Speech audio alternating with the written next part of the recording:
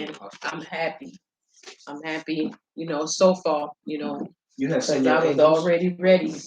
No, I didn't say my angels because I got angels ready looking for a battleground. You got the good RX thing?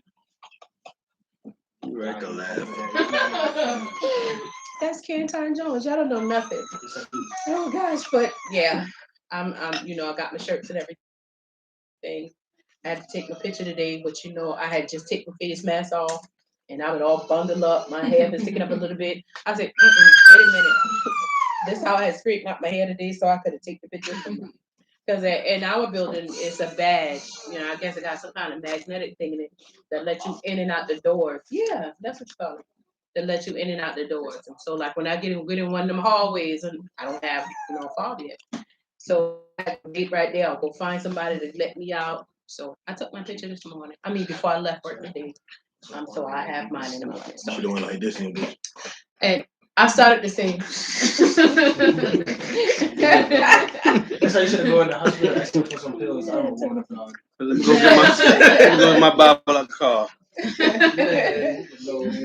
Super save ID. Yeah, and last but not least, what I'm about to say. It's October. Car ready. My car is finally ready. Amen.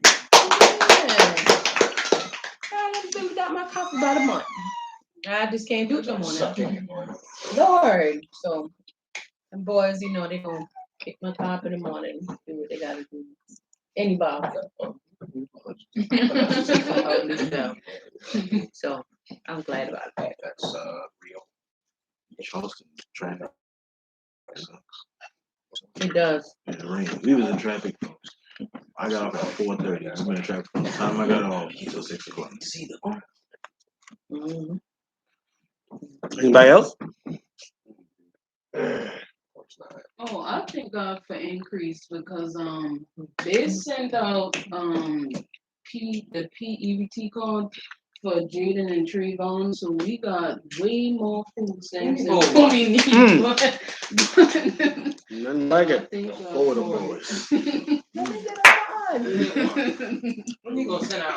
I don't know why they don't give my children nothing. What did y'all do to the government? Start a revolution. Y'all suspect get jacked. Revolution. Look how they look. Bum skidly bum skidly bum bum. No more sausages, Mom. Please.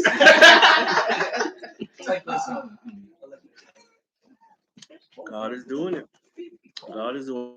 Well, if we don't have anything else, we thank God for all the testimonies and what have you. Hope y'all enjoyed y'all little Bible study relaxation month last month. Today we go to work. Wow. Hope y'all got paper and pen. We got a lot of notes to take. We're gonna be covering the 4 gospel writers.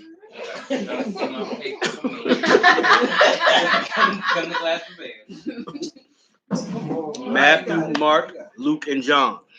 So today we're going to be focusing on Matthew. Now we're talking about the gospel writers. We might touch on the books, but we're talking about the men themselves. We're going to get to know the gospel writers. I need to go get my men of the Bible too. So tonight, I just put on like a brief. It was an overview of the book of Matthew. That's what I was talking about. The book of Matthew. We're pretty much familiar with the gospel. Not saying we know it through and through, cover to cover, but we're familiar with the different style. We're going to talk about a little bit of the different styles of each writer, but we're going more into their history and who they were, and where they were from, and a little bit of their background. That's what we're going to be studying for this month. As I always do, I'll tell y'all,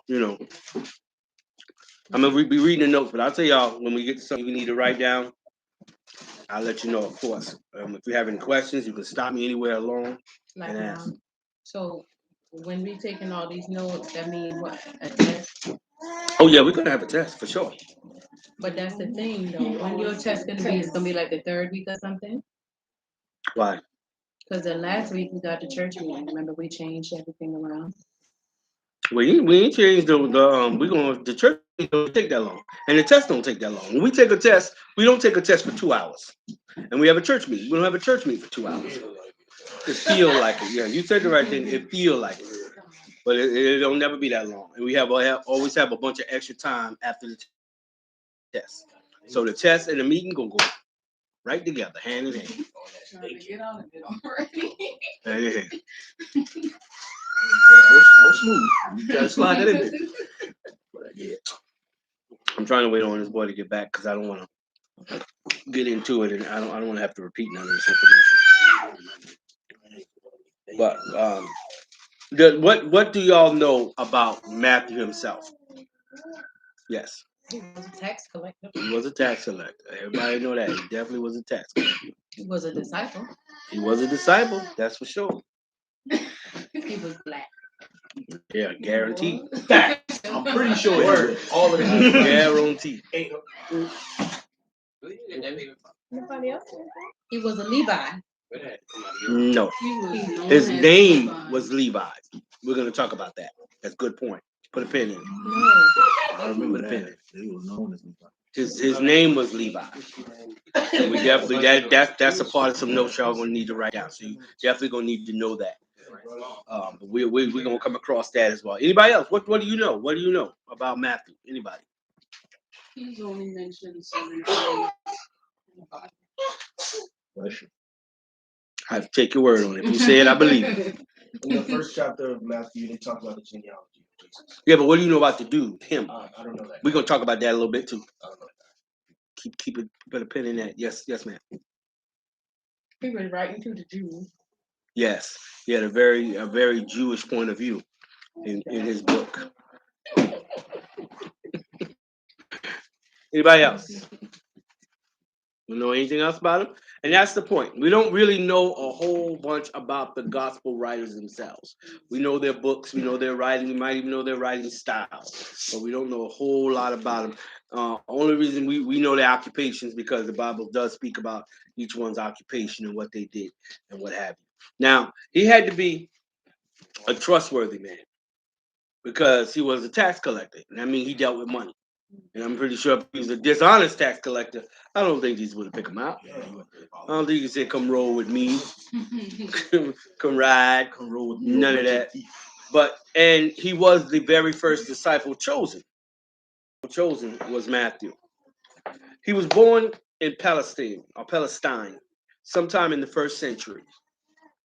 Saint Matthew was one of Jesus' 12 disciples and also one of the 4 evangelists. According to the Bible, based on his last name, it appears that either he or his family was from the town of Kerioth, which is in Judah, which means he was also of the tribe of Judah. This makes him unique among the apostles.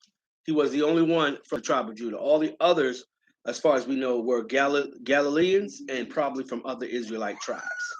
So he was the only apostle of the tribe of Judah. Black. Which makes sense because Jesus was of the tribe of Judah.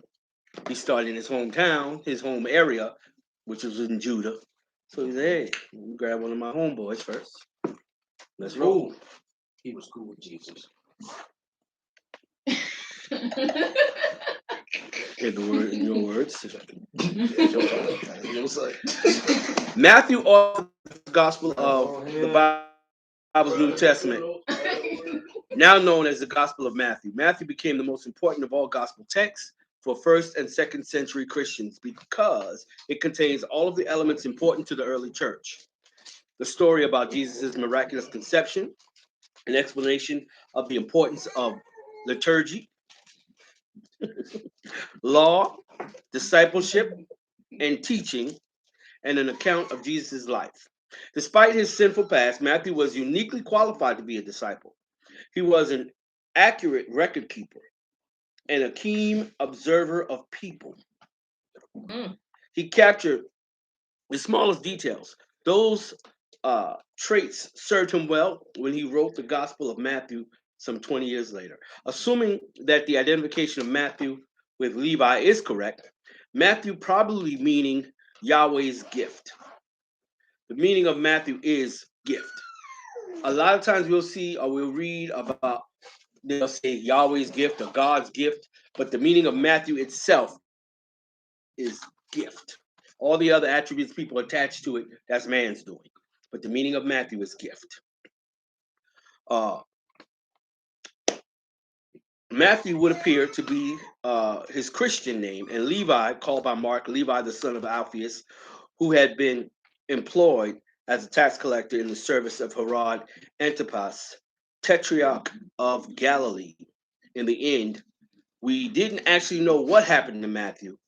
He managed to get off of the Romans' radar, which may have been a conscious action considering the increased persecution of the times. Some claim that he died a martyr in Ethiopia. That is the common accepted belief, that he died a martyr in Ethiopia. There's no talk of how he died. There's no real facts of that he died in Ethiopia, but that's what everybody accepts as the common. So we're going to use that as him. That's what happened. He died in Ethiopia. As a martyr? Doesn't matter if you put martyr or not. He died in Ethiopia. Any one of the disciples, they would consider a martyr because of their position in the gospel. It's not something you have to necessarily have to say. You're not giving. I mean, we're just gonna write down what we think is key points or something. Well, the things I'm stressing, you don't hear me stressing it. He died in Ethiopia. You want to write that down? You want me to say write that down every time I? Yeah. Okay, because I okay, don't wanna just be like, okay. oh, that seemed like a good thing. That's how we I go. think everybody else was flowing me. You the only one just Of the tribe of Judah. wasn't getting it. The only apostle. I don't be flowing like that. It's me. Matthew means gift. I got that. One of the four major evangelists. His Christian name is Matthew. The original name is Levi. Oh, evangelist. When did you say that? I read it. Okay. He died You gotta come on, man. Put your notebook in front of you. You don't need the Bible right now. What are you looking for? Mother. I'm reading to you. writing. Mother. You're not writing. You're reading. Put Bruh. this where you can What write. am I missing? Because you're missing it because you're not doing what everybody else is doing. Everybody else is listening to me and putting the notes down as I'm emphasizing them. You slowing down my flow now. You the one doing a long Bible study. All right. He died in Ethiopia. All right. According to the Gospel of Matthew, as Jesus went on from there, he saw a man named Matthew sitting at the tax collector's booth. This is how it reads, how he called him. He said, "Follow me." He told him, and Matthew got up and followed him. The King James Version says Matthew was sitting at a receipt of custom. So you might see that in some translations. It was a tax collector. Jesus walked up to this man and said, "Follow me." And he got right up. Cool. I ain't got nothing else to do. He ain't say, "Hold up, I got." He didn't even tell the boss I quit. Yo, hey, Job abandonment. Hey, hold down. manager. Hold it down. He didn't say nothing. He took his shirt off. 3 years. He just left. Anybody know where he? Wow. He still got the apron on. Hey, yo, What about the rush? You in the yo, middle Jackson of the Hewitt, rush. hold it down, bro. How you in a rush? You walk off the. H&R Block, do your thing. Now, the name Matthew stems originally from the Hebrew name Mattitayu, which means gift of Yahweh or gift of God. Matthew itself simply means gift. I already told y'all that. Though there are those who would say it still means gift of God or even gift from God, there are what we call symbols to each gospel writer. And Matthew's symbol is the winged man. Of course, a winged man we know would be an angel in our understanding of it. But his symbol would be the winged man. Definitely want to write that down. Write that down. Write that down. The winged man. Matthew the evangelist, the author of the first gospel account, is symbolized by a winged man or angel. Matthew's gospel starts with Joseph's genealogy from Abraham. It represents Jesus' incarnation and so Christ's human nature. Now we know that the book of Matthew starts with the genealogy of Jesus. Write that down. The book starts with the genealogy of Jesus.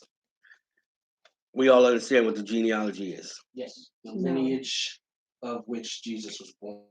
His entire bloodline from the top. Bloodline. You understand bloodline, right, babe?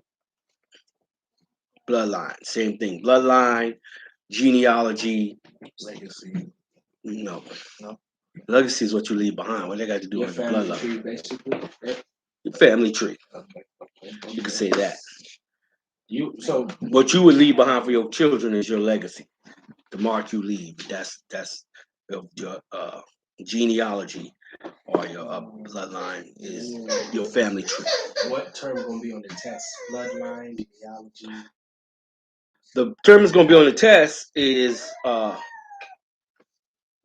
Just the fact that you're looking means your test is already ready, and I'm like, no, wait. this part of it is yes, genealogy. Now, if you say the other words that I approved, you can. I'm not going to be that strict. You say. What'd you say? Legacy. Legacy. You're going to be wrong. Very good. Now you say bloodline, family tree, genealogy. All those mean the same thing. I'm not going to twist your arm on that. Matthew presented evidence reconciling the Old Testament prophecies with the life of Jesus, demonstrating that Jesus was the Messiah. The main message of the Gospel of Matthew is that Jesus is the Messiah that the Jews had long awaited. That's the main message. Write that down. Jesus is the Messiah that the Jews had long waited. Long awaited.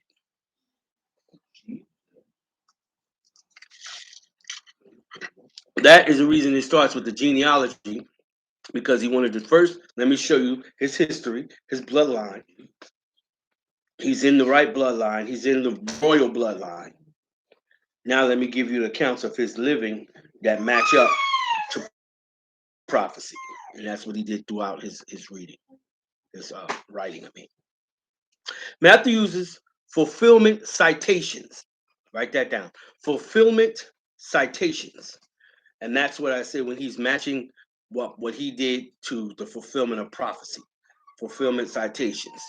To prove that Jesus was the Jewish Messiah. What is C? What is S? The way it sounds. Citations. Citations. Citations. Citations. Yeah. C-I-T-I. That's why I can't keep up because people be distracted. Matthew further emphasized Jesus' importance to Judaism by remodeling his birth and ministry on Moses' birth and mission. He showed and the video was talking a lot about that, where he showed how he believed that this was the long-awaited and the prophesied Messiah, which is in turn considered like the second Moses.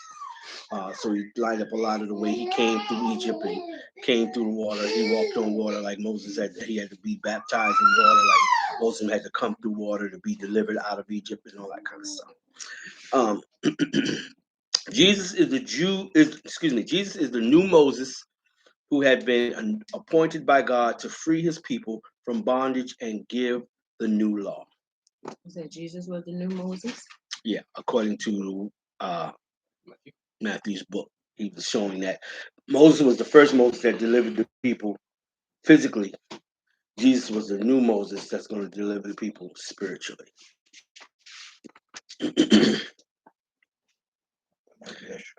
And again, the symbol, of course, is the winged man. You did write that down, right?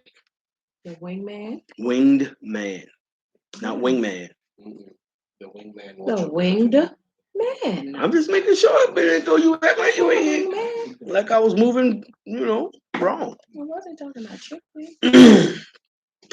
All right, moving on.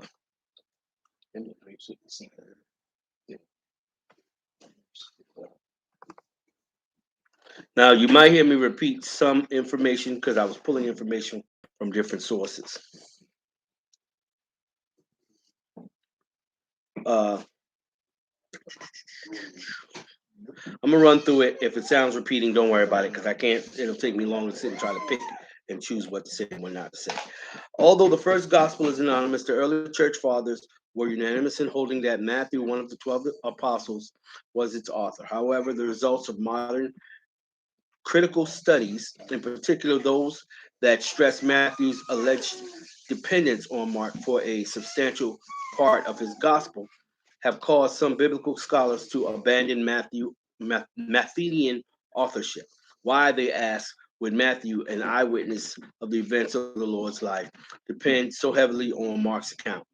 The best answer seems to be that he agreed with it and wanted to show that the apostolic testimony to Christ was not divided. Matthew, whose name means gift, was a tax collector. He left his work to follow Jesus in chapter 9, 9 through 13. And in Mark, Luke, he was called by his other name, Levi. Definitely write down that his other name was Levi, not that he was a Levi. His second name was Levi. Some have argued on the basis of its Jewish characteristics that Matthew's gospel was written in the early church period, possibly the early part of AD 50, when the church was largely Jewish and the gospel was preached to Jews only. However, those who have concluded that both Matthew and Luke drew extensively from Mark's gospel date it later,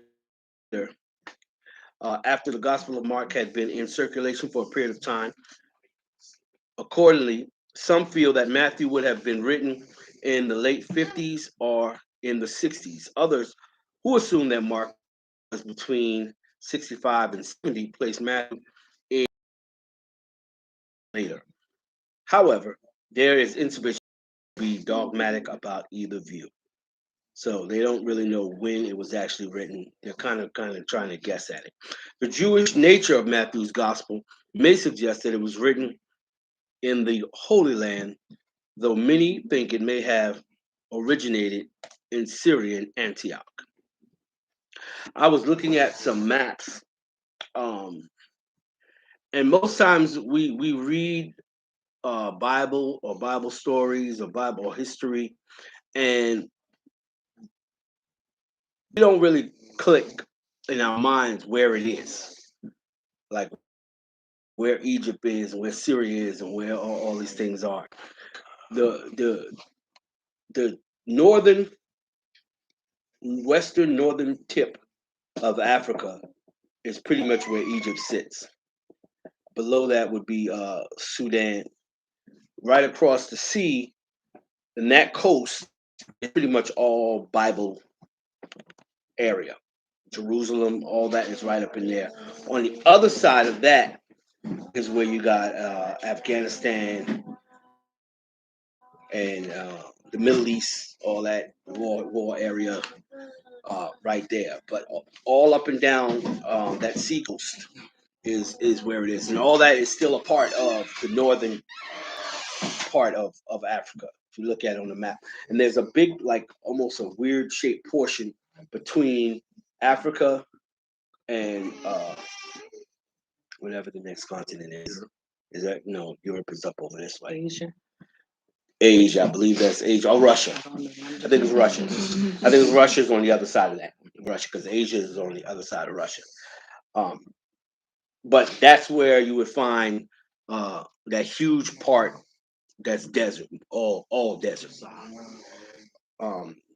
Which I'm gonna bring in some maps because I found that very interesting to be able to look at the maps and pinpoint stuff. We're gonna do maps another day, but it's interesting. I just had I have a problem because I had failed history and I don't feel like Why are you talking like History, oh that? my God, history was so easy. How did you feel history? I didn't want to go I for don't know it. how people do it. I like I history. love history. I just didn't want to listen to my teacher. You want to listen to a teacher now? I like this teacher. I got a tattoo What's your of point? Africa. If you had a question, I don't want to go to the math.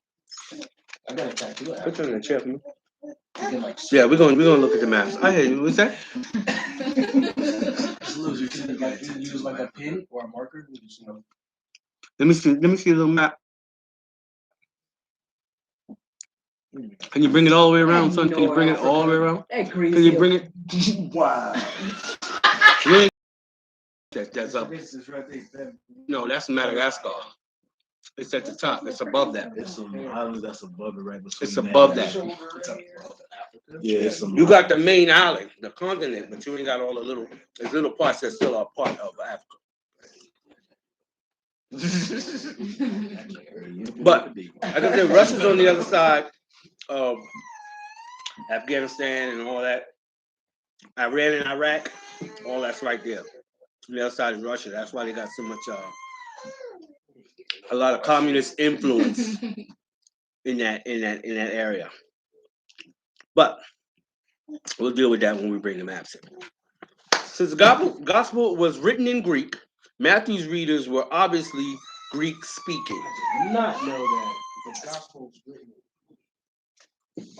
So Matthew's readers were obviously Greek speaking. Now, stands to reason that a lot of the children of Israel probably could speak Greek because they were under Greek rule anyway. That's great. Remember, they were under Pontius Pilate and all that. They were under Greek rule. Is that where we get They were to allowed to practice their own thing within their area of their neighborhoods and stuff like that. So that's what basically Greek mythology originated with them. I was gonna say something similar to that because I think people took the Bible and mixed it with their own ideas, which created mythology. Because it doesn't matter with the Bible, obviously. No, Greek mythology been going on a while. Yeah, Greek were a conquering nation, just the same way Egypt was at one time. But because when you look at the map, Greece is a part of Europe, but they're higher above. When you look at the map, they're more northward. And remember, they were in Egypt. They came out of Egypt, but at that time, Greek had conquered that area, that portion. So they were under Greek rule. I don't like both Greeks. This is not. I thought you said. I'm just not both. Oh, I But thought how you do was you know offering. all of that? Hmm? Huh? How do I know all of what? How you know all about the conquering and that? How you know all of that? School. Pay attention in class. You was listening? Oh, and I really liked history. I really liked it. That was my favorite subject. Just like math. Me and Bonte was. I wasn't good in math. I wasn't like a big math guy, but history, social studies, even before we got actually history classes, but social studies, and I'm very interested in that. I think that's why I like to watch documentaries and stuff too. So you would love history too. I like Greek mythology is my top favorite, and I like to learn about the history and stuff. Then the fact that I grew up with these cartoons like Prince of Egypt or like the Coat of Many Colors, it just got interested. The fact that it can make it look like something. So Yeah, Greek mythology what got me into history. Heck yeah. But we got to remember that you got Greek mythology, but then you also got Egyptian That's interesting too. thing, which they're very similar in the fact that they believe in the many gods. There's always many gods. There's a god for everything. Egyptians like that, and Greeks are like that. So that's what of course stands to reason why they were in the middle. This area that Christianity was birthed into was surrounded by idolatry. That's all the people knew. And the conquering nations were the biggest idolaters. They believed in idols. They believed in worshiping everything for everything. There's a God for the wood, and a God for the dirt, a God for the water, and God for the table, a God for the chair. That's why they made all those statues and creatures and Yes, stuff like yes. And it was like that. So it wasn't like I said. We talk about. We have no idea as Americans what religious persecution is like. It has nothing to do with skin color. We fight over skin color. We have been tortured with skin color. But they were dying and being killed for their religious beliefs. Remember, by the time of Daniel, and this is back from when we're talking about back in the time of Daniel, they were throwing believers in the lion's den for sport. That was entertainment. Oh, they believe in God, the one. They only believe in one God, man. Throw them to the lions. There was nobody, and they were. Remember, these are the slaves. These are the lowest of the low in this society, in this societal structure. They were the gum on your shoe. They were nothing. They were property. You know what I'm saying? They were conquered and beaten. They were taken captive. Remember, the children of Israel were captive under the Babylonians, under the Egyptians, and under the Greeks. So every time we were the weakest army, I guess, because we was always getting beat. We was always getting beat. Only time you see us doing a lot of conquering, if you look back in the beginning, when we were out traveling more in the beginning of the Bible, where they were setting up, we had kings and leaders that was going out, and we was conquering some land. So wasn't it a way? Well, I don't know, but wasn't it a way that you didn't have to let people know that you believed in God to keep you and your family from getting killed? Lie. With them, That's all you can do. but then you gonna get killed anyway. Now, like I said, they were allowed to have their own beliefs and stuff like that, but yet they were still slaves. They couldn't really prosper, like that. So But it is what it is. I guess they had to believe but don't practice rule. Basically, you can believe it but don't practice it. No, because a lot of them they practiced it, but they were allowed to practice it. It wasn't like I said when we're talking about the time of Daniel, they were under in Babylonian rule. Babylonian rule barely let them practice it. By the time we get to this point, we were under the Greeks were such a big and mighty thing. They just wanted the labor. They didn't care what you believed or what you were doing. You know what I'm saying? As long as you did it in your neighborhood. You come out your neighborhood like you come out the ghetto, go to work. When you go back home, you pay taxes.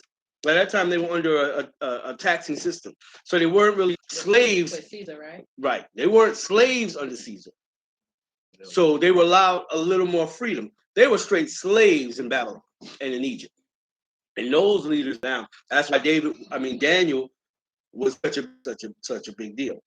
But by this time, we're talking about Jesus' time, the gospel time.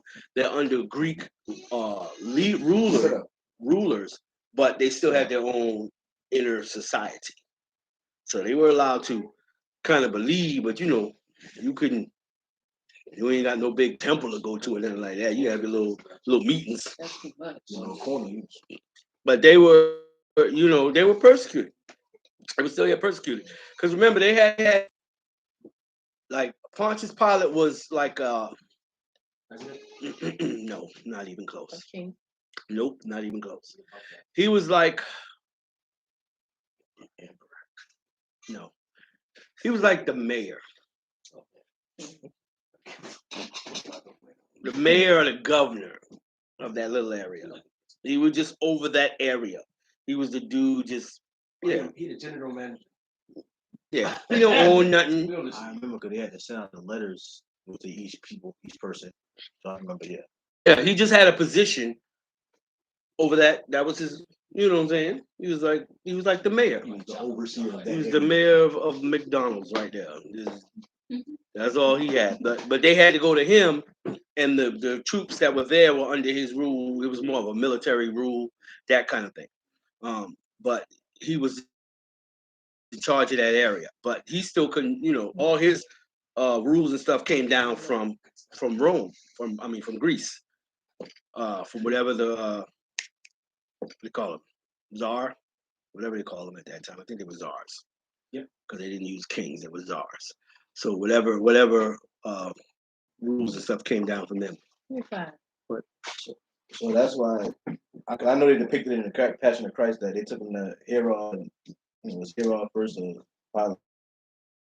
I don't remember which one they took him to first, but remember, there was that what you talking about? That was who was over the king of the Jews, the elected king, was Herod at that time. And you see how they portrayed him in the movies. He was a fool.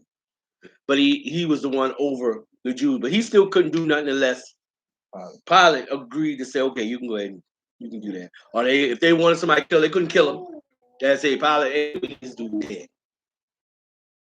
They would take him to Pilate, and Pilate had to decide whether we gonna come out. And then when Pilate saw no wrong in Jesus, he said, "All right, because he didn't want no innocent man on him. I guess his conscience was eating him up or whatever.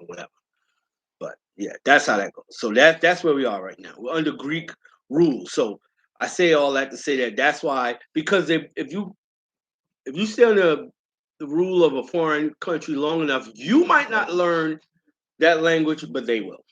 Your kids will pick it up. Because they, what I'm saying, you can't help it. Sponges, and they're gonna pick it up.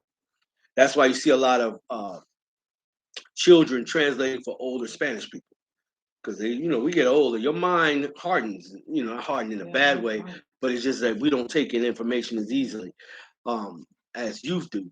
So older people, they're not gonna sit down and try to learn no English.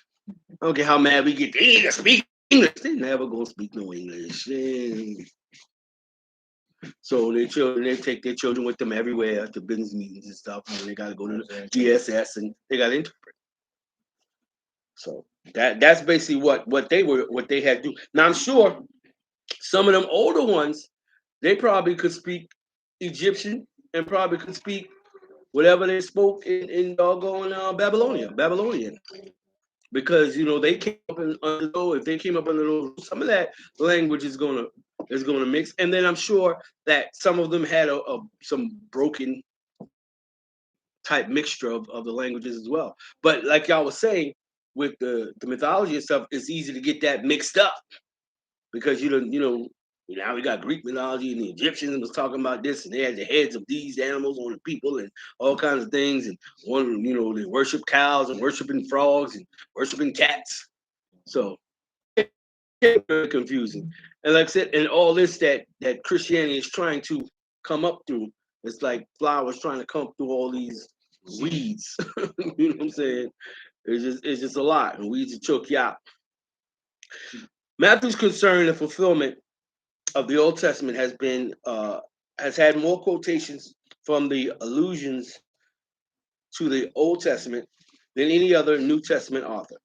His tracing of Jesus's descent from Abraham, his lack of explanation of Jewish customs, especially in contrast to Mark, his use of Jewish terminology, like kingdom of heaven, or where heaven reveals the Jewish reverential reluctance to use the name of God. His emphasis on Jesus' role as son of David, which is talked about in many different scriptures. This does not mean, however, that Matthew restricts his gospel to Jews. He records the coming of the Magi, which is non-Jews, to worship the infant Jesus, as well as Jesus' statement as the field is the world in 1338. He also gives a full statement of the Great Commission in 28:18 through 20. These passages show that although Matthew's gospel is Jewish, it has a universal outlook. I want y'all to write down that his writings had a overly Jewish tone. That's the way I would say it.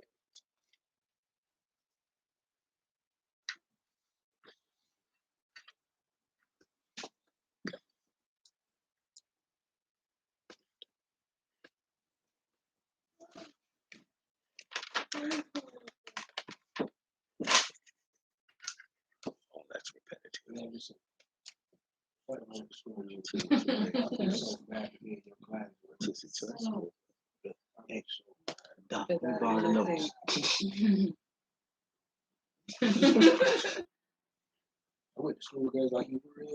I want you to write this down.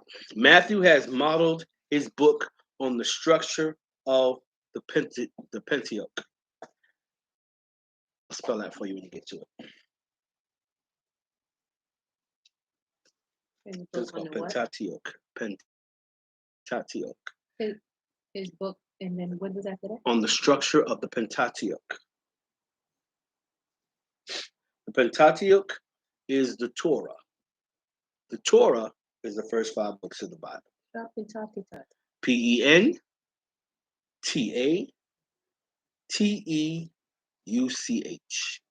Pentateuch. which is the Torah, Torah, of the first 5 books of the Bible.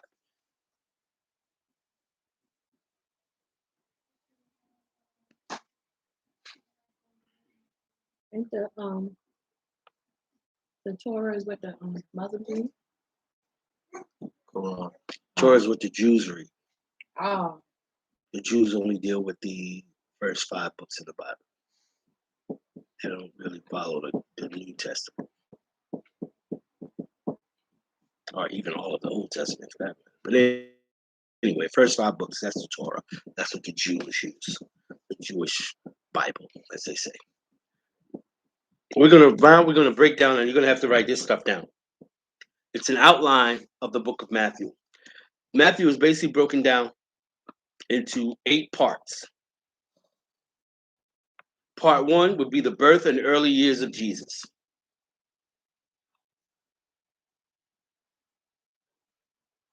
That's chapters 1 and 2.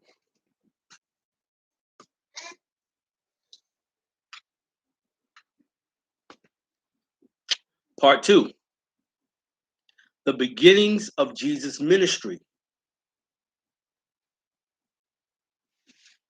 That's chapters 3 through 11. This only goes into the first 11 verses, of chapter 4. So basically from 3 and 1 through 4 and 11. I'm just giving y'all those scriptures. I'm not going to use that as part of the test, but the rest is probably will be. The beginning of Jesus' ministry is part 2.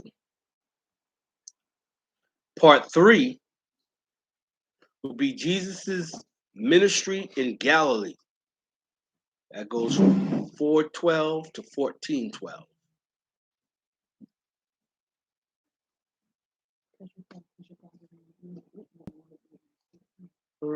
use the bathroom. Hey, stomach hurting real bad. What I gotta do, man? It's like don't boot by me, brother. So I love those poop. Really, not really. He We really guessing. eating them. He was eating all them donuts. Donuts. Oh, he packed up with donuts. You got a butt plug now. You got to get past that. Then you get a release. Part 4.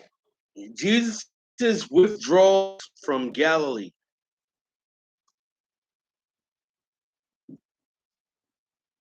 It's 14:13 to 17:20. Jesus' withdrawal from Galilee. Yes, not 14. 14:13 to 17:20. So that's like from Galilee, like when Jesus went to Galilee, he said the rest of you. Yeah, that's love. Part 5. Jesus' last ministry in Galilee. His last ministry in Galilee.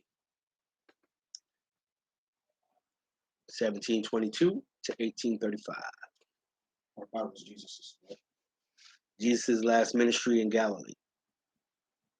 You said 1722 to 18:35.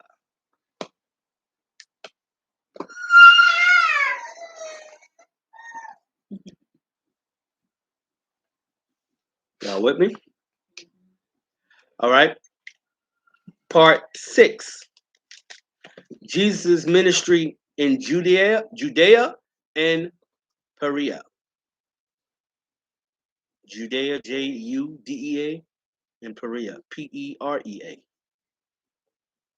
Chapters 19 to 20.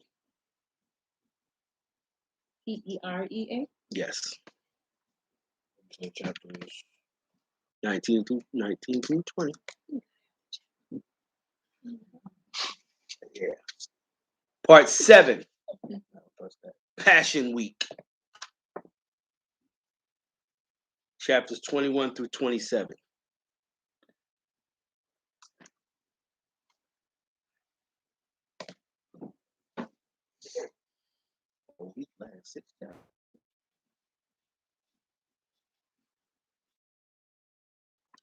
And part 8 is the resurrection, chapter 28. So does that indicate that Jesus was crucified in chapter 7? Yeah, that's a part of Passion Week. He's arrested, the trial and death of Jesus. That's in 26 and 14 through 27, 66, actually. Part 8 was the resurrection, right? The resurrection. That's what the resurrection is. But that's not how the story is. 3 days later. All right, we'll go over a little bit of Levi name again. The name Levi has become a favorite among new parents for being both traditional and trendy. It means united, joined, or sometimes joined in harmony. United or joined, sometimes joined in harmony. Definitely write that down. It has biblical roots, and in Old Testament, Levi is the son of Jacob and Leah. Some parents, however, they want to use it as a name for a girl, so it can go either way. Levi? Mhm. I sure would name my girl no Levi. Come here, Levi. Levi is a biblical name of Hebrew origin and refers to the Israelite tribe of Levites, Jewish priests. Levi was one of the 12 sons of Jacob. His mother is called Leah. Besides, Levi is a short form of the Hungarian name Levente. So they black for real. Levente, Levente, Levente. For Levente. Definitely write that down. Levi is short for Levente. Levente, right? Levente. Levente. Shh, we in church. I'll call you back in a little bit. Matthew Gospel closes with accounts of Jesus' resurrection and his appearance to the disciples. Early in the morning of the first day of the week, Mary Magdalene and another Mary came to the tomb where Jesus' body was placed. So you Write said that down. what? It ends, the book of Matthew ends with accounts of Jesus' resurrection and his appearance to the disciples. It ends with the accounts of Jesus' resurrection and his appearance to the disciples.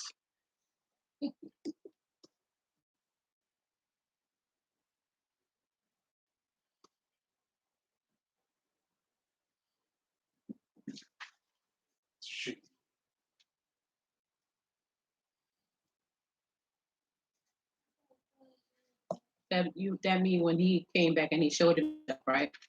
Yes. I know that. Okay.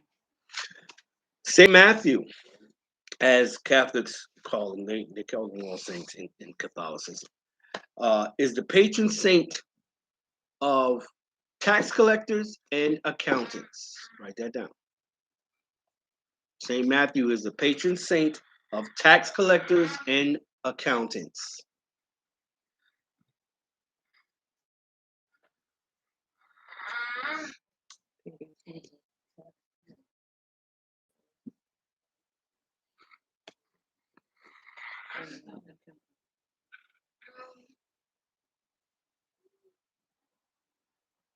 So you pray to him? Mhm. Yes, they do. You said pray? They pray to those saints like that. Like, John the Baptist, please stop your plans.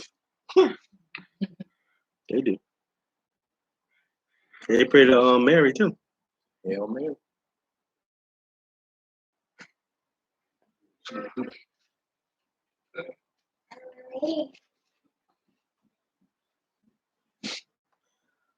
Cousin do like he died.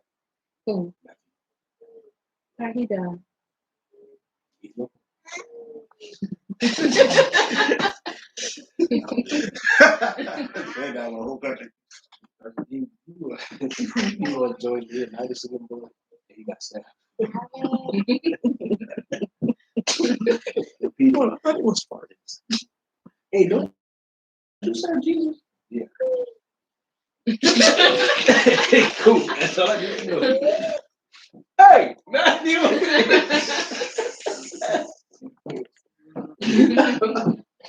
No, don't run. That's what I'm talking about. So the battlefield. Don't run. Right. Anybody got any questions?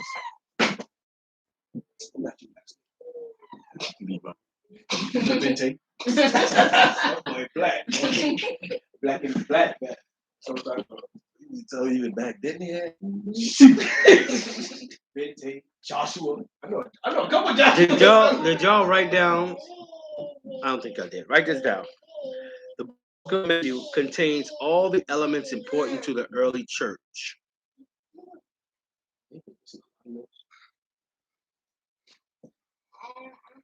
The what? Elements of the early church.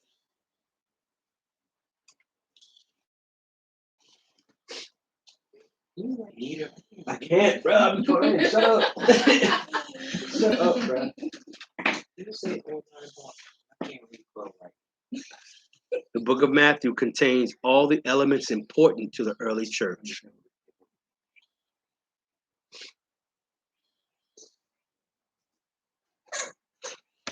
Those, you don't have to write this down, but those elements are the story of Jesus' miraculous conception, an explanation of the importance of liturgy, law, discipleship, and teaching, and the account of Jesus' life. So that word biblical, liturgical. Mhm. Right. And he always said every time I go, dance, a liturgical dance. Now look up the word liturgy. Somebody, liturgy. Liturgy, liturgy.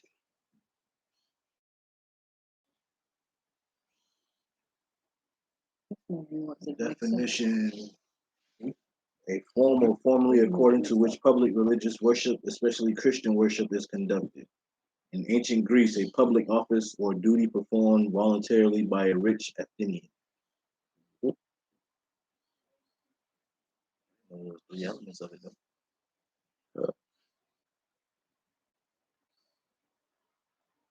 How you ain't got your handwriting? Like, well, my handwriting sloppy when I writing fast. I can read it. I can't read it. My handwriting depends on how I sit. If I'm sitting comfortable, I write really good. If I'm uncomfortable, it looks sloppy.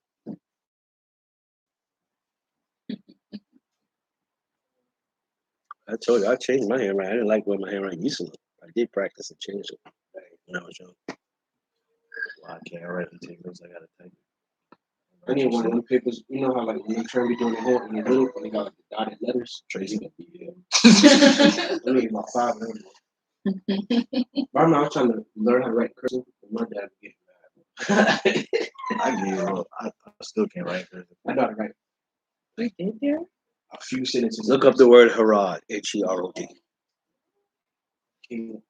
That's the name of the great hall that the king and Beowulf named that hall. Remember after he won some type of battle, he said, "I named this hall King Herod," or something like that.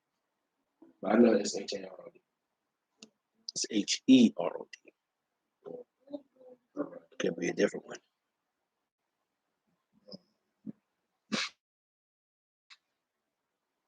It says noun is the great. That's all it says. Right. I say that because Herod in this time there was a king Herod whose name was Herod, but this is not that Herod. This is Herod, which is the great. Antipas was the one that was over the area, because it says that Matthew, who had been employed as a tax collector in the service of Herod Antipas, who was tetrarch of Galilee. Look up tetrarch, Tetrarch.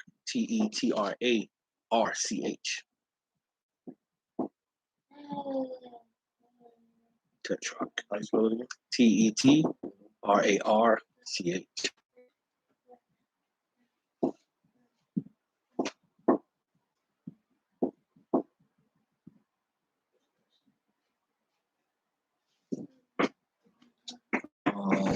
Any ruler of a fourth part.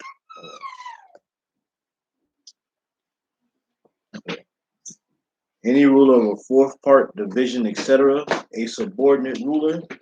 One of four joint rulers or chiefs. The ruler of the fourth part of a country or province in the ancient Roman Empire.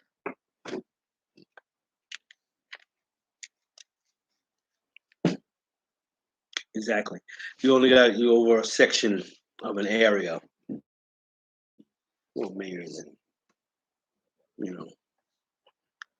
I'm trying to think what the term they use on Good Times. What was that man? Alderman. They like a little alderman.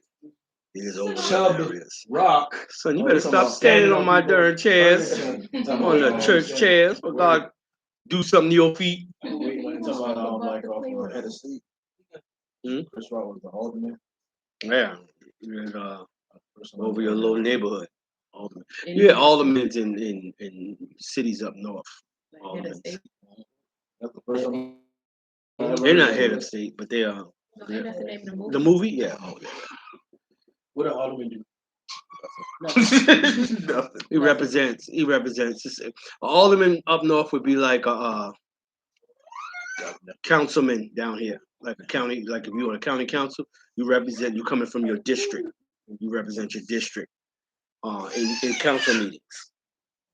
So like whoever our councilman for our area, that's who they would be. That'd be the first person we complain to. Say they ain't picking up our garbage or they ain't fixing our roads. You got to complain to your councilman or your alderman. The alderman would complain to the governor. No, the mayor. The mayors complain to the governors. The governors complain to the president. That's why they couldn't end the bus strike on head of state. He wasn't on. Well, he ended up becoming the mayor anyway. He said that's why Florida didn't get lost in the snow. Somebody go get your mother some Q-tips because I don't know what you're hearing. I didn't hear what he Sit down, boy. Biggie. We had said D. That's why they put the Chris Rock and head of state complaining to him about the bus strike. Oh. I don't know how you got Florida and snow out of all. Because I was thinking about what you had said about Alderman Davis. I didn't even call that man name just now. Well, I you was said talking about- good times. Yeah, I said that. Okay, so that's all I got for Matthew. So like I said, it's not gonna be too bad because like I said, we're talking about the man and not the book. So it's not like we're gonna go for hours talking about the people. And you can only get but so much information about who they are, where they're from, and what tribe. Rewatch the Bible Project about the Matthew there. I was actually. Oh yeah, we can do that because that's only like it got 2 parts, but I think it's like 8 or 9 minutes. It's not long.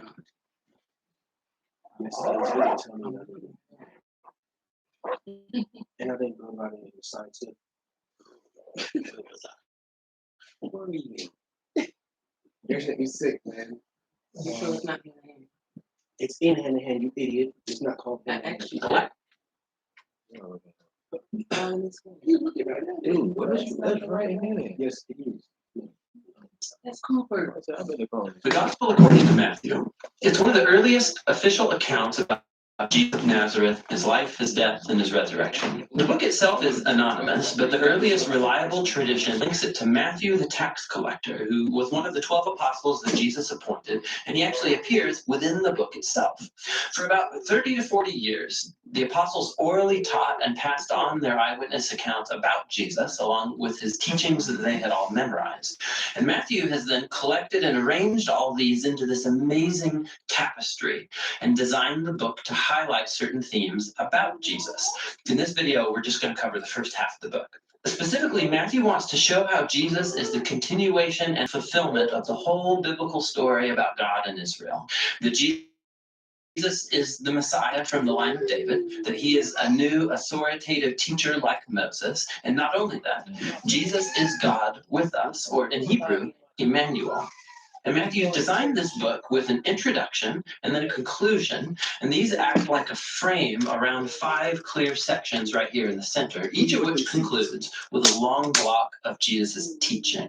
Now, this design is very intentional and it's amazing. Just watch how this works. Chapters 1 through 3, they set the stage by attaching Jesus' story right onto the storyline of the Old Testament scriptures. So Matthew opens with a genealogy about Jesus that highlights how he is from the messianic line of the son of David, and he's a son of Abraham. That means he's going to bring God's blessing to all of the nations. After that, we get the famous story about Jesus' birth and how all of the events fulfilled the Old Testament prophetic promises, that the nations would come and honor the Messiah, that the Messiah would be born in Bethlehem, but even more than that, Jesus' conception by the Holy Spirit, his name Emmanuel, all these work together to show that Jesus is no mere human. He is God with us, God become human. So you can see two of Matthew's key themes right here in the introduction. He's from the line of David, he's Emmanuel. But Matthew also wants to show how Jesus is a new Moses. So like Moses, Jesus came up out of Egypt, he passed through the waters of baptism, and he entered into the wilderness for 40 days. And then Jesus goes up onto a mountain to deliver his new teaching. So through all of this, Matthew is claiming that Jesus is the promised greater than Moses figure who's going to deliver Israel from slavery. He's going to give them new divine teaching. He's going to save them from their sins and bring about a new covenant relationship between God and his people. This Moses and Jesus parallel also explains why Matthew has structured the center of the book the way that he did. These 5 main parts highlight Jesus as a teacher, and he's created a parallel. Jesus as a teacher parallels the 5 books of Moses. Jesus is the new authoritative covenant teacher who's going to fulfill the storyline of the Torah. Now, in the first section, chapters 4 to 7, Jesus steps onto the scene announcing the arrival of God's kingdom. And this is really key. The kingdom is, in essence, about God's rescue operation for his whole world. And it's taking place through King Jesus. Jesus has come to confront evil, especially spiritual evil, and its whole legacy of demon oppression and disease and death. Jesus has come to restore God's rule and reign over the whole world by creating a new family of people who will follow him, obey his teachings, and live under his rule. So after Jesus begins healing people and forming a movement, a community, he takes his followers out to a mountain or a hillside, and he delivers his first big block of teaching, traditionally called the Sermon on the Mount. And here Jesus explores what it looks like to follow him and live in God's kingdom. And it's an upside down kingdom where there are no privileged members. So the poor, the nobodies, the wealthy, the religious, everybody is invited and is called to turn, to repent, and to follow Jesus and join his family. And Jesus says that he's not here to set aside the commands of the Torah or the Old Testament. Rather, he's here to fulfill all of that through his life, through his teachings. He's here to transform the hearts of his people so that they can truly love God and love their neighbor, including their enemy. After concluding his great teaching on the kingdom, the next section shows Jesus bringing the kingdom into reality in the day-to-day lives of people. So Matthew's arranged here 9 stories about Jesus bringing the power of God's kingdom into the lives of hurting, broken people. There are 3 groups of 3 stories, and they're all about people who are sick or have broken bodies or they're in danger, and Jesus heals or saves them by these acts of grace and power. And then right in between these triads, we find 2 parallel stories about Jesus's call that people should follow him. Matthew's making a point here. One can only experience the power of Jesus' grace by following him and becoming his disciple. Now, after Matthew has shown the power of the kingdom through Jesus, Jesus then extends his reach by sending out the 12 disciples who are going to go do what he's been doing. And this leads to the second large block of teaching, chapter 10. And here, Jesus teaches his disciples how to announce the kingdom and what to expect once they do. Many among Israel are accepting Jesus and his offer of the kingdom, but Israel's leaders, they aren't. They stand to lose a lot if they repent and become disciples of Jesus. And so Jesus knows they're going to reject him and persecute his followers, which is exactly what happens. In the next section, chapters 11 through 13, Matthew has collected a group of stories about how people are responding to Jesus and his message, and it's a mixed bag. So some stories are positive. People love Jesus and they think he's the Messiah. Others are neutral, like John the Baptist, or even the members of Jesus' own family, and they make it clear that Jesus is not what they expected. And then you have Israel's leaders. They're entirely negative. You have the Pharisees and the Bible scholars. They all reject Jesus together. They think he's a false teacher. He's leading the people astray. They think he's blasphemous in these exalted claims he's making about himself. But Jesus isn't surprised or thrown by all these diverse responses. In fact, he focuses on it in the third block of teaching, chapter 13. Here, Matthew's collected together a bunch of Jesus' parables about the kingdom, like about a farmer throwing seed on 4 types of soil, or about a mustard seed, or a pearl or buried treasure. These parables are like a commentary on the stories that you've just read in chapters 11 and 12. Some people are accepting Jesus with enthusiasm, others are rejecting him, but God's kingdom is of ultimate value and it will not stop spreading despite all of these obstacles. So, that's the first half of the Gospel according to Matthew. Now, here's a few more things to look for as you read through these chapters. Matthew's presenting Jesus, remember, as the continuation and fulfillment of the Old Testament storyline. So look for how he weaves in quotations from the Old Testament scriptures. And what you'll find is that they're placed at strategic points in the story, explaining more about Jesus and his identity. So stop, take time to go look up these references and read them in their Old Testament context. And most often you'll discover really cool, interesting connections. Lastly, pay attention to the types of people who accept Jesus and follow him. And you'll see that it's most often people who are unimportant, they're nobodies, or they're irreligious. And these are the people who are transformed by their trust or faith in Jesus and follow him. And it's the religious and the prideful who are offended by him. So how is this tension between Jesus and Israel's leaders going to play itself out? The second half of Matthew is all on about. the Facebook Live. The link. I don't know. You said you had it on your Bible phone. Project. Matthew. That's what you say, the Bible Project, Matthew, on YouTube.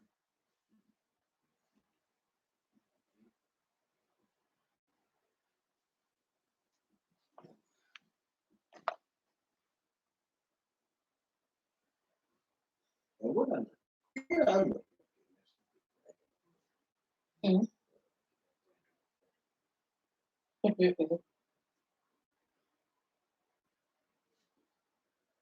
Depression can be a really tough thing to go through.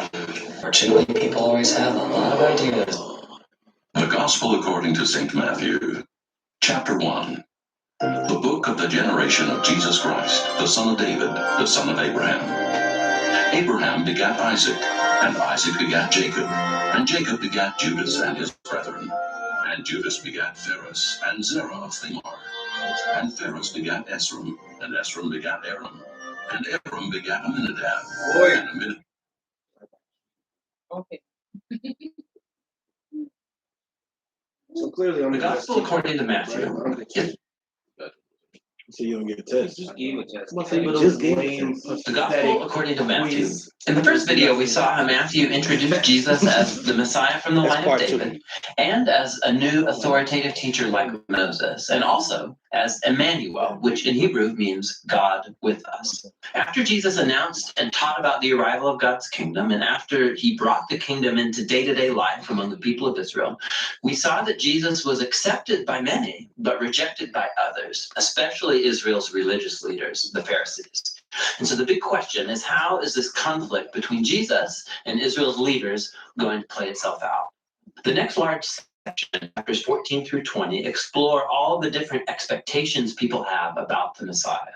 So Jesus keeps healing sick people, and twice he even miraculously provides food for these huge crowds in the desert. One's made up of Jewish people, and the other is a non-Jewish crowd.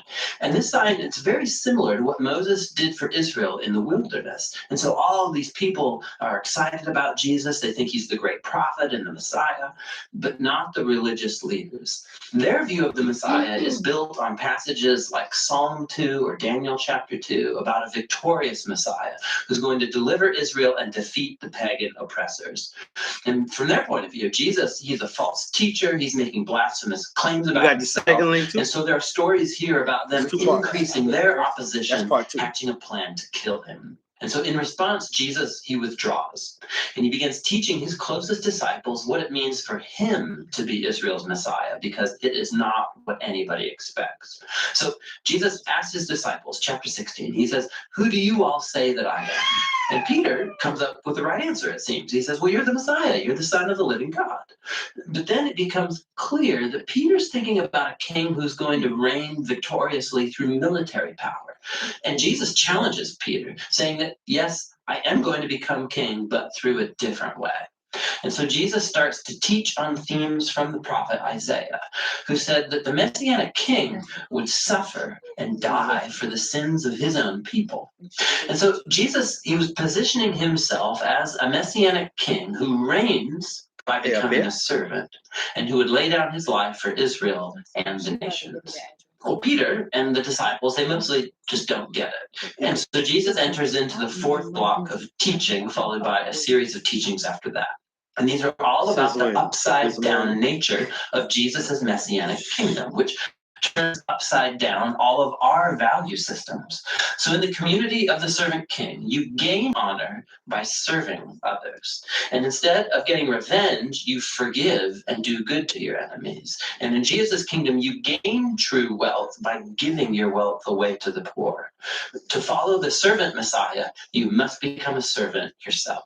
In the next section, we watch the two kingdoms clash, Jesus' kingdom and that of Israel's leader. Jesus comes to Jerusalem for Passover riding in on a donkey, and crowds are hailing him as the Messiah. And Jesus immediately marches into the courtyard of the temple, and he creates this huge disruption that brings the daily sacrifices to a halt. His actions speak louder than words here. As Israel's king, Jesus was asserting his royal authority over the temple, the place where God and Israel met together. And in Jesus' view, the temple was compromised by the hypocrisy of Israel's leaders. And so here he's challenging their authority, and naturally, they're deeply offended. And so they try to trap Jesus and shame him in public debate, and they fail. So they end up just determining to have him killed. In response, Jesus delivers his final block of teaching. He first offers this passionate critique of the Pharisees and their hypocrisy, and then he weeps over Jerusalem and its rejection of God and his kingdom.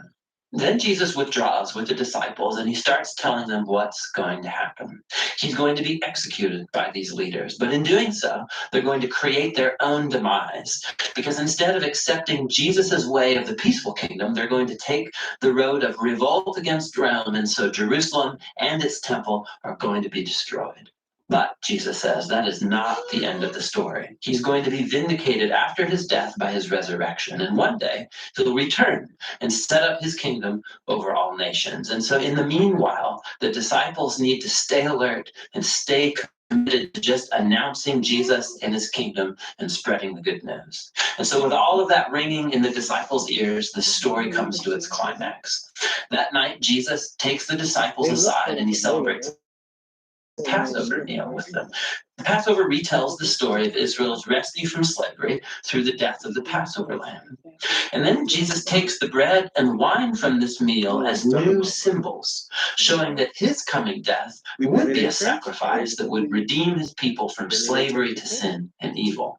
After the meal, Jesus is arrested. He's put on trial before the Sanhedrin, a council of Jewish leaders, and they reject his claim to be the Messiah. They charge him with blasphemy against God. Then Jesus is brought before the Roman governor, Pilate. And he thinks Jesus is innocent, but he gives in to the pressure from the Jewish leaders, and he sentences Jesus to death by crucifixion. So Jesus is led away by Roman soldiers and crucified. Now, you'll notice right here in this section that just like Matthew did in the opening chapters, he increases the number of references to the Old Testament. And he's trying to show that Jesus' death was not a tragedy or a failure. Rather, it was the surprising fulfillment of all of the old prophetic promises. Jesus came as the servant Messiah, spoken of by Isaiah. He was rejected by his own people, but instead of judging them, He is judged on their behalf, bearing the consequences of their sin. So the crucifixion scene had come to a close, and Jesus' body is placed in a tomb. But the book ends with a surprising twist, the last chapter. The disciples, they discover on Sunday morning that Jesus' tomb is empty. And then all of a sudden, people start seeing Jesus alive from the dead. And the book concludes with the risen Jesus giving a final teaching called the Great Commission. Jesus says that he is now the true king of the world. And so he sends his disciples out to all nations with the good news that Jesus is Lord and that anyone can join his kingdom by being baptized and by following his teachings. And echoing all the way back to his name, Emmanuel, God with us from chapter 1, Jesus' last words in the book to his disciples are, I will be with you. It's a promise of Jesus' presence until the day he finally returns. And that's the gospel according to Matthew. Boom. There you go. It is what it is. Anybody got any questions? Comments, questions? I see how they made the connection with him and Moses, so I think he broke it down. I mean, I understood it once he broke it down in the video. I was like, okay, I get it now. I get why they could say Moses was the Messiah at the time. Right. I like how the part where it said Jesus was going to fill his, when he told the disciples, when he was preaching to the people, that he would be king and he'd be on the throne. I don't know why, but when the depiction of Jesus on the cross, it was like, it's like a throne, but it's just not what we imagine it. And in my mind jumped to when Jesus says he'll be back and stuff like that. And we used to hear people say that all the time, and I still hear it's like, he'll be back. It's not gonna be like in the way you think it's gonna be. So that just made me want to like stay on watch even more, or like in real time. So, however Jesus comes back, and we already seen it like earth in diverse places. I mean earthquakes in diverse places, and just weird stuff happening throughout the Bible that he said is gonna happen. So that's just like this is even more true. Yep. But we definitely, as we get into the month, we'll see the differences. Because a lot of times you don't really compare the gospel writings. Like people will go into certain books and pull out certain stories and tell it from this point of view, that point of view. But the way we're studying all the gospel writers, you'll see the difference in their writing, and the difference in what they were focused on as far as Jesus' story goes. About some things you will only read in certain books, even though they all witness the same things, but they wrote about it differently according to who they were.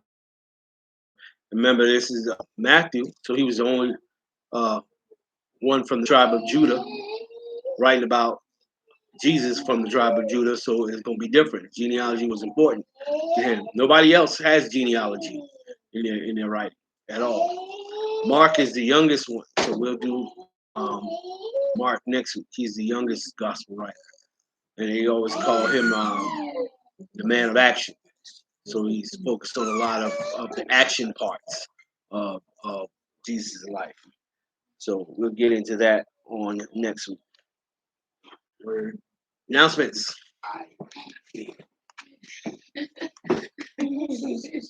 No.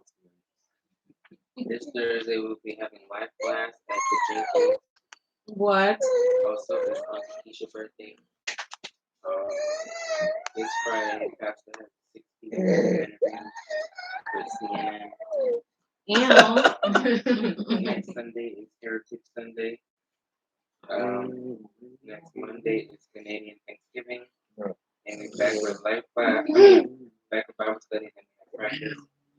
TV interview with the Apostle Master. 17th is Youth Sunday. Bible study, life class at the schoolhouse. Then the 22nd is I ain't hear that part. I ain't heard nothing. 24. Much ain't heard Nothing nothing. on 3rd. Old man. About to be 15 months. God, too much. Less than half a century. God, too much. Then Tanti's birthday is on the 23rd. Hey, Missionary birthday is on hey. the 30th. No church. Definitely not. On her birthday. Then we have a church meeting the last Tuesday of the month, 26th. I'll do it after test.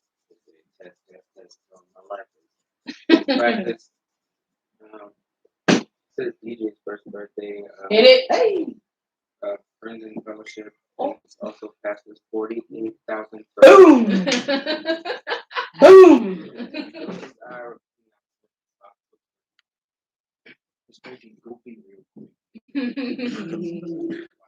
That's all I got. Let us stand and be dismissed. Y'all doing the helicopter ride too? Two, not you two, because we do. Doubt y'all get. My birthday before her, so it's me. She's old, but I'm cool.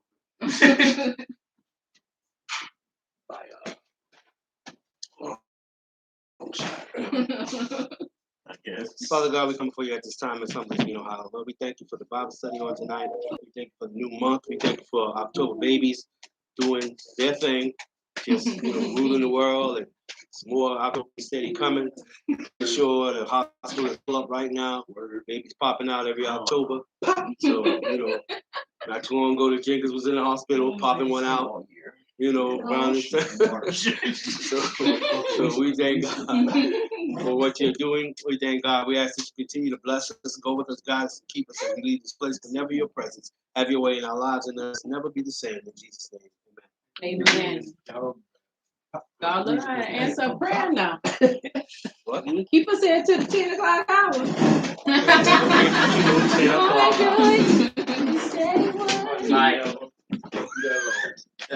Much ain't that way. Go that way.